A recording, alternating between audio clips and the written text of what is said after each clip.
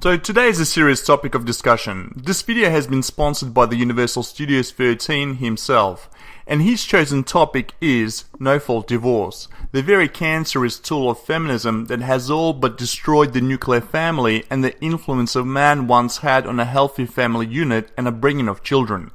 In layman's term, a no-fault divorce refers to a type of divorce in which the spouse that is filing for divorce does not have to prove any fault on the part of the other spouse.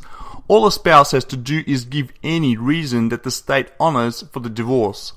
There's been some interesting news lately. A Texas lawmaker hopes to keep couples together, ending no-fault divorces. Check out the next news segment. Is known as a busy month for divorce lawyers who are settling disputes after the holidays. But Texas lawmakers go into session in January as well, and a bill has been filed that would make it harder for you to get a divorce. KXAN political reporter Phil Prazen says it could ban the overwhelming majority of separations. According to the Center for Disease Control, of every 7 Texans who get married, 3 will end it in the courtroom. Here are the current grounds, and I can kind of basically go through them. Family lawyer with the Zinda Law Group, Slav Talavera, says around 90% of his divorce cases use grounds of insupportability, what's known as no fault. The couple admits things didn't work out and splits finances and property 50-50. Getting rid of that ups the ante. That not only do you have to go through this difficult process, but we have to blame somebody for this divorce.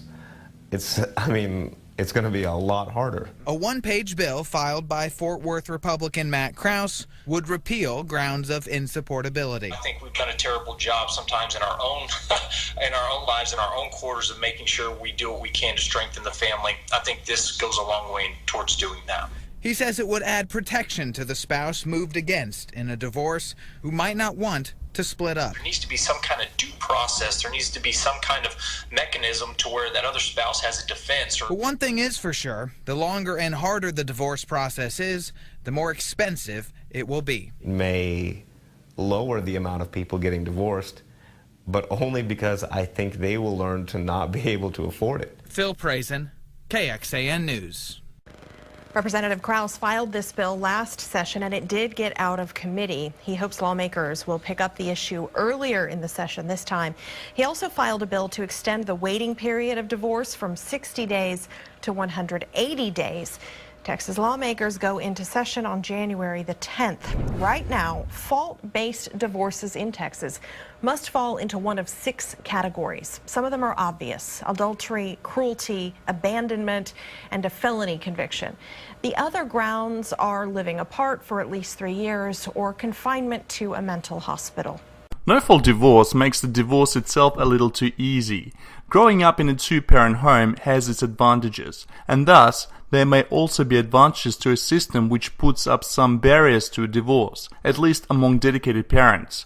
Divorce is troublesome in many ways, particularly when one spouse does not wish it. Usually the man as women initiate between 70 to 80% of all divorces in US.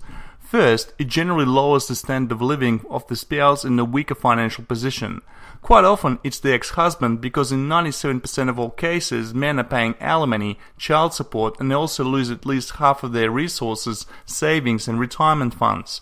Another problem occurs when one parent wants to move away and take the kids, while the other parent is tied to a job or family in the present city. The other side of the same coin is that some spouses find parenting to be too much of a burden on their freedom or their career, and may simply walk away, leaving the other parent to cope with all the child-rearing duties alone. All of the preceding examples concern divorcing parents, and that is where most of the criticism regarding no-fault divorce is focused. But even for non-parents, fault divorce may be attractive because some people simply want the record to show that the other spouse is the one responsible for the failure of the marriage.